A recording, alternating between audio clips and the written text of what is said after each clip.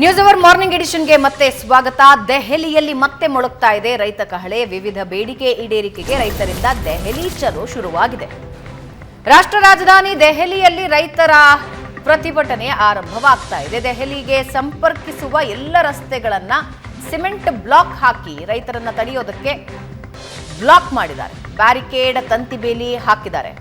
ಹರಿಯಾಣ, ಚಂಡೀಗಢ, ಪಂಜಾಬ್ನಿಂದ ರೈತರು ಎಂಟ್ರಿ ಕೊಡೋ ಯಾವ ರಸ್ತೆಗಳಿದೆಯಲ್ಲ ಆ ರಸ್ತೆಗಳನ್ನ ಬ್ಲಾಕ್ ಮಾಡಿದ್ದಾರೆ. ರೈತರನ್ನ ಸಿಂಗು ಗಡಿಯಲ್ಲಿ ತಡೆಯೋದಕ್ಕೆ ಸಕಲ ತಯಾರಿ ನಡೆಸಿದ್ದಾರೆ. ರೈತರು ದೆಹಲಿ ಪ್ರವೇಶಿಸದೇ ಇರೋ ಹಾಗೆ ಪೊಲೀಸರಿಂದ ನಿರ್ಬಂಧ ಹಾಕಲಾಗಿದೆ. ದೃಶ್ಯದಲ್ಲಿ ನೀವು ನೋಡ್ತಾ ಇದ್ದೀರಾ.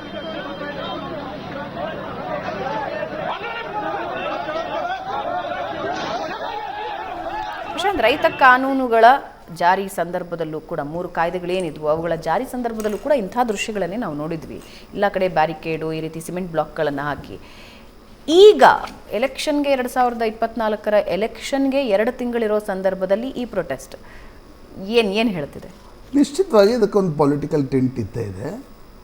ಜೊತೆಗೆ ನರೇಂದ್ರ ಮೋದಿಯವರ ಒಟ್ಟಾರೆ 10 ವರ್ಷದಲ್ಲಿ ಯಾವುದಾದ್ರೂ ಒಂದು ವಲ್ನರೇಬಲ್ ಏರಿಯಾ ಇದ್ದರೆ ಅದು ನನಗನ್ಸುತ್ತೆ ಕೃಷಿ ಕ್ಷೇತ್ರ. ಕೃಷಿ ಕ್ಷೇತ್ರದಲ್ಲಿ ಕೆಲ ಕಾನೂನುಗಳನ್ನು ತರುವ ಪ್ರಯತ್ನವನ್ನು ನರೇಂದ್ರ ಮೋದಿ ಮಾಡಿದರೂ ಕೂಡ ನೋಡಿ, ಭೂಸ್ವಾಧೀನವನ್ನು ತಂತು ಹಿಂತೆಗೆದುಕೊಳ್ಬೇಕಾಯಿತು, ರೈತ ಕಾನೂನುಗಳಂತಂತೂ ಹಿಂತೆಗೆದುಕೊಳ್ಬೇಕಾಯಿತು. ಅದನ್ನು ಉತ್ತರ ಭಾರತದ, ಅದರಲ್ಲೂ ಪಂಜಾಬ್, ಹರಿಯಾಣ ರೈತರು ಏನಿದ್ದಾರೆ ಅವರಿಗೆ ಕನ್ವಿನ್ಸ್ ಮಾಡುವಲ್ಲಿ ಕೇಂದ್ರ ಸರ್ಕಾರ ವಿಫಲವಾಯಿತು. ಅಥವಾ ಅವರ ಪಕ್ಷದ ಅಸ್ತಿತ್ವ ಅಲ್ಲಿ ಕಡಿಮೆ ಇರೋದು ಕೂಡ ಅದಕ್ಕೆ ಕಾರಣ ಇರಬಹುದು ಏನೋ. ಈ ರೀತಿ ದಿಲ್ಲಿಯಲ್ಲಿ ಸಾಕಷ್ಟು ರೈತ ಪ್ರತಿಭಟನೆಗಳನ್ನು ನಾವು ಹಿಂದೆ ಕೂಡ ನೋಡಿದ್ದೀವಿ. ಬೋಟ್ ಕ್ಲಬ್ನಲ್ಲಿ ಮಹೇಂದ್ರ ಸಿಂಗ್ ಟಿಕಾಯತ್ ಏನಿದ್ದಾರೆ ಅವರು ನಡೆಸಿರ್ತಕ್ಕಂಥ ಒಂದು ಪ್ರತಿಭಟನೆಯ ನಂತರ ಈಗ ಯಾಕೆ ಜಂತರ್ ಮಂತರ್ ಹೋರಾಟ ಶುರುವಾಯಿತು ಅಂದರೆ, ಬೋಟ್ ಕ್ಲಬ್ನಲ್ಲಿ ಎಷ್ಟೋ ದಿನಗಳ ಕಾಲ ರೈತರು ಕೂತ್ಬಿಟ್ಟಿದ್ದರಿಂದ ಅಸ್ತವ್ಯಸ್ತವಾಯಿತು. ಅಲ್ಲಿಂದ ಅದು ಪ್ರತಿಭಟನೆಗಳು ಜಂತರ್ ಮಂತರ್ಗೆ ಶಿಫ್ಟ್ ಆಯಿತು. ಈ ರೈತರ ಪ್ರತಿಭಟನೆ ಚುನಾವಣೆ ಘೋಷಣೆಗಿಂತ ಮುಂಚೆ ನಡೀತಾ ಇದೆ.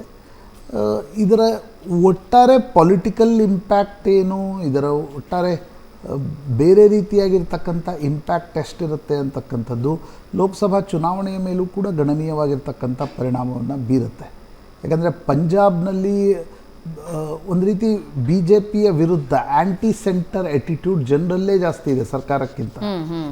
ಸೊ ಚುನಾವಣೆಯ ಹೊಸ್ತಿಲಲ್ಲಿ ಆ ರೈತರು ಬಂದು ಇಲ್ಲಿ ಕುಳಿತುಕೊಳ್ತಕ್ಕಂಥದ್ದು, ಸರ್ಕಾರ ಹೇಗೆ ಅವ್ರ ಜೊತೆ ನೆಗೋಷಿಯೇಷನ್ ಮಾಡುತ್ತೆ, ಮಾತುಕತೆಯನ್ನು ನಡೆಯುತ್ತೆ ಅನ್ನೋದು ಭಾಳ ತುಂಬ ಮುಖ್ಯವಾಗಿರ್ತಕ್ಕಂಥ ಸಂಗತಿ ಅಂತ ನನಗನ್ಸುತ್ತೆ. ಆಗ ರೈತ ಕಾಯ್ದೆಗಳಿದ್ದು ಅದರ ವಿರುದ್ಧದ ಹೋರಾಟ, ಈಗ ವಿವಿಧ ಬೇಡಿಕೆಗಳನ್ನು ಇಟ್ಕೊಂಡು ನಾವು ಬರ್ತಿದ್ದೀವಿ ಅಂತ ಹೇಳ್ತಿದ್ದಾರೆ. ನೋಡಿ, ಪ್ರತಿಯೊಬ್ಬರಿಗೂ ಪ್ರತಿಭಟನೆಯ ಹಕ್ಕು ಇದ್ದೇ ಇದೆ. ಡೆಫಿನೆಟ್ಲಿ ನೀವು ಚುನಾವಣೆಯ ಸಂದರ್ಭದಲ್ಲೇ ಹಕ್ಕಿಲ್ಲ ಅಂತಕ್ಕಂಥದ್ದನ್ನ ಹೇಳೋಕ್ಕಾಗಲ್ಲ.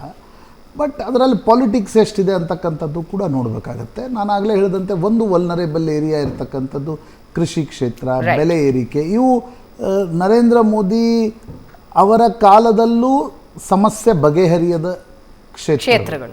ಹೀಗಾಗಿ ರೈತರನ್ನ ಹೇಗೆ ಸಮಾಧಾನ ಪಡಿಸ್ತಾರೆ ಅನ್ನೋದು ಮುಖ್ಯ. ಈ ಬಾರಿಯ ಪ್ರೊಟೆಸ್ಟ್ ಯಾವ ಹಂತಕ್ಕೆ ಹೋಗುತ್ತೆ ಅಥವಾ ಯಾವ ದಿಕ್ಕು ಪಡ್ಕೊಳ್ಳುತ್ತೆ ಅನ್ನೋದನ್ನ ನೋಡ್ಬೋದು. ಅಥವಾ ಆರಂಭದಲ್ಲೇ ಅದನ್ನ ಕಳೆದ ಬಾರಿ ಪ್ರತಿಭಟನೆ ಎಷ್ಟು ತಿಂಗಳ ಕಾಲ ನಡೆದಿತ್ತು. ನಂತರ ಕೇಂದ್ರ ಸರ್ಕಾರ force to take back, roll back the ಇದು ನಿಮ್ಮ ರೈತ ಕಾನೂನುಗಳನ್ನು ವಾಪಸ್ ತೆಗೆದುಕೊಳ್ಳತಕ್ಕಂಥ ಒಂದು ಪರಿಸ್ಥಿತಿ ಕೇಂದ್ರ ಸರ್ಕಾರಕ್ಕೆ ನಿರ್ಮಾಣ. ಈಗ ಕಾನೂನುಗಳಿಲ್ಲ, ಆದರೆ ಕೆಲ ಬೇಡಿಕೆಗಳು ಹೊಡೆದೇ ರೈತರು ದಿಲ್ಲಿಗೆ ಬರ್ತಾ ಇದ್ದಾರೆ. ಅವ್ರನ್ನ ಹೇಗೆ ನಿಭಾಯಿಸುತ್ತೆ? ಯಾಕಂದರೆ ದಿಲ್ಲಿಯಲ್ಲಿ ಏನಾಗುತ್ತೆ ಅದು ಇಡೀ ದೇಶದಲ್ಲಿ ರಿವರ್ಬ್ರೇಟ್. ಆ ಕಾರಣದಿಂದ ಸರ್ಕಾರ ಹೇಗೆ ನಿಭಾಯಿಸುತ್ತೆ, ರೈತ ಸಂಘಟನೆಗಳು ಎಷ್ಟು ಮುಂದಕ್ಕೆ ಹೋಗ್ಲಿಕ್ಕೆ ತಯಾರಿವೆ ನೋಡೋಣ. ಮುಂದಿನ ದಿನಗಳಲ್ಲಿ ಈ ಪ್ರತಿಭಟನೆ ಇಲ್ಲಿಗೆ ನಿಲ್ಲುತ್ತಾ ಅಥವಾ ಮುಂದುವರಿಯುತ್ತಾ ಅನ್ನೋದನ್ನು ನೋಡೋಣ. ಇದೇ ಸುದ್ದಿಯೊಂದಿಗೆ ಇವತ್ತಿನ ಚರ್ಚೆ ಮುಗಿಸೋಣ. ಪ್ರಶಾಂತ್, ಧನ್ಯವಾದ ಚರ್ಚೆಯಲ್ಲಿ ಭಾಗಿಯಾಗಿದ್ದಕ್ಕೆ. Thank you very much. ವೀಕ್ಷಕರೇ, ಇದು ಇವತ್ತಿನ ನ್ಯೂಸ್ ಅವರ್ ಮಾರ್ನಿಂಗ್ ಎಡಿಷನ್. ನೇರ, ದಿಟ್ಟ, ನಿರಂತರ ಸುದ್ದಿಗಾಗಿ ನೋಡ್ತಾ ಇರಿ ಏಷ್ಯಾನೆಟ್ ಸುವರ್ಣ ನ್ಯೂಸ್.